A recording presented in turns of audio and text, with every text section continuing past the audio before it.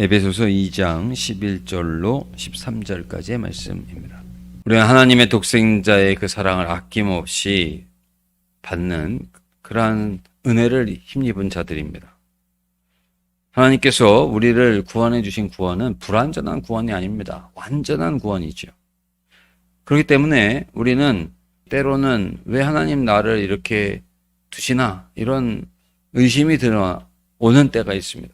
그러나 하나님의 구원은 틀림없는 것임을 우리가 확신하면서 주님이 기뻐하시는 그 삶을 향하여 달려가고 살아가야 할 것입니다. 생각해 보십시오. 우리가 하나님을 믿는다고 하고 하나님의 은혜를 힘입는다고 하면서 옥에 갇혀 있었던 18세기에 또는 그 이전의 초대교회 우리 성도들처럼 그렇게 어려움을 당하고 고통을 당하면서 우리는 살아가지 않습니다.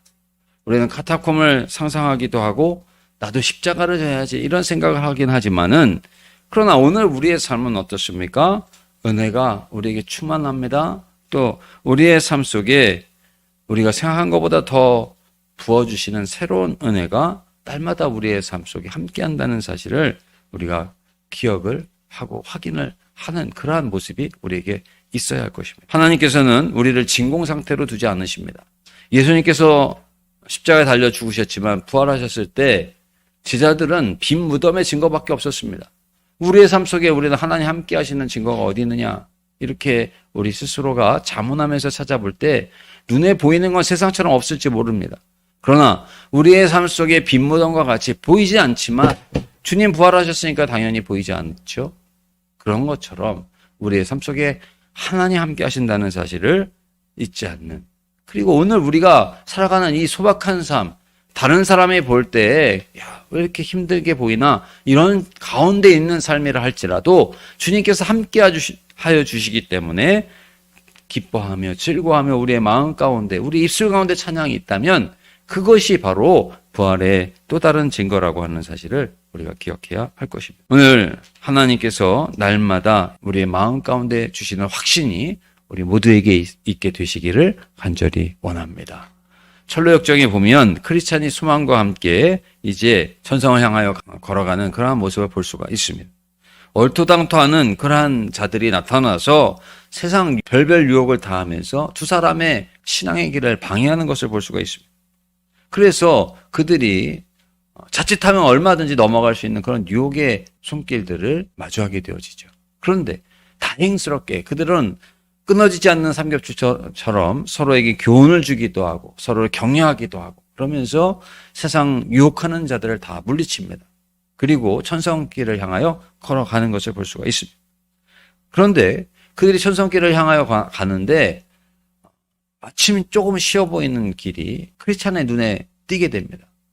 그럴 때 소망이라고 하는 친구는 우리가 이 길로 갈 것이 아니라 천성으로 향하는 길로 계속해서 가자, 이런 제안을 하지만 크리스찬은 이것도 그렇게 크게 어긋나 보이지 않는다. 봐라, 전체적으로 이 천성으로 향하여 가는 길과 같은 방향으로 나 있지 않느냐. 그러면서 그 길을 선택을 했는데 그 길이 천성길이 아니라 다른 길로 들어가는 그러한 곳이었기 때문에 길을 잃게 되어지고 결국 절망의 거인에게 사로잡히는 이러한 일을 만나게 됩니다. 절망의 거인은요, 이 두 사람을 정말 죽을 만큼 그렇게 두드려 팹니다. 숨이 붙어 있지만 정말 차라리 죽었으면 좋겠다 할 만큼 고통이 엄습해오는 그들을 향해서 절망의 거인과 그 부인이 나누는 대화가 또한 들리게 됩니다.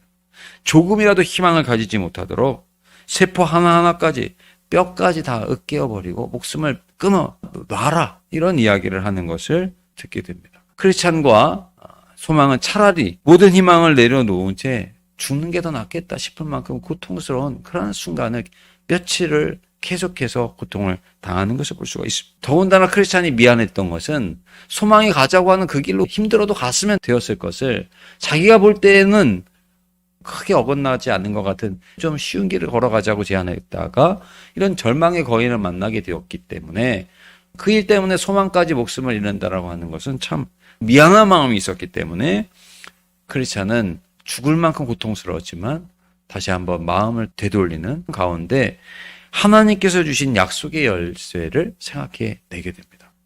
이 둘은 잊었던 약속의 열쇠, 그것을 가지고 감옥문을 열고 쫓아오는 절망의 거인을 따돌리고 마침내 그 성을 벗어날 수 있게 되었다라고 하는 내용이 존 버난의 전로역정에 보면 나와 있습니다. 그러면서 그들은 그 절망의 성에서 나와 그 성으로 향하는 다른 순례자들이 고통을 당하지 않도록 하나님께서 약속하신 그 길만을 바라보고 나아가라고 하는 그러한 편말을 써붙이고 함께 천성을 향하여 다시금 힘을 내서 걸어가는 그러한 모습을 볼 수가 있습니다.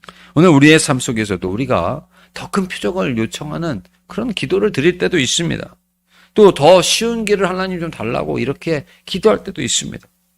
그런데 그것이 복음을 잊어버리게 하는 우리들의 선택이 되어서는 안 된다는 사실을 기억해야 할 것입니다. 그리고 오늘 말씀처럼 너희는 이방인이여 할례를 받지 못하였던 자다, 이렇게 말씀하고 있습니다. 그리스도도 몰랐고 약속도 몰랐던 자였다.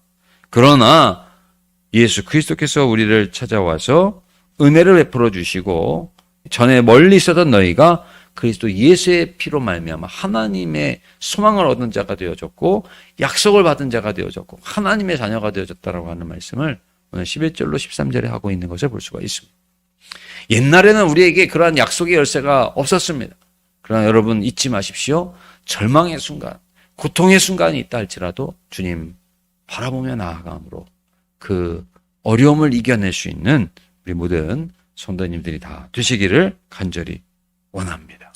그러한 은혜 속에서 우리는 믿음으로 십자가의 보혈로 우리의 죄값을 다 치러주시고 소망과 약속의 자녀가 되게 하신 그 은혜가 얼마나 큰지, 우리의 삶이 세상 살아가면서 천국에서 누리려고 하는 것을 세상에서 다 누리려고 한다면 어떻게 되겠습니까? 우리의 삶 속에서 천국이 이루어질 수는 없는 것이죠.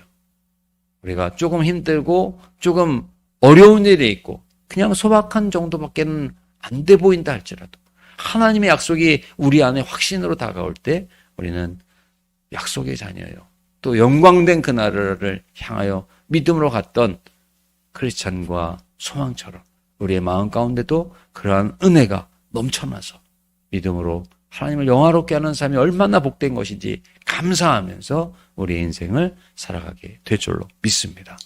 이렇게 하나님을 영화롭게 하는 우리 모두가 되시기를 간절히 원합니다. 이제는 우리 주 예수 그리스도의 은혜와 하나님 아버지의 사랑과 성령님의 은총이 오늘 오직 하나님만을 바라보며 약속의 자녀로 절망에 사로잡히지 아니하고 소망 가운데 믿음으로 주님과 통행하며 영광 돌리며 승리하는 삶을 살아가기를 다짐하는 사랑하는 모든 성도님들에게 이제로부터 영원토록 함께하여 주옵시기를 간절히 축원하옵나이다. 아멘.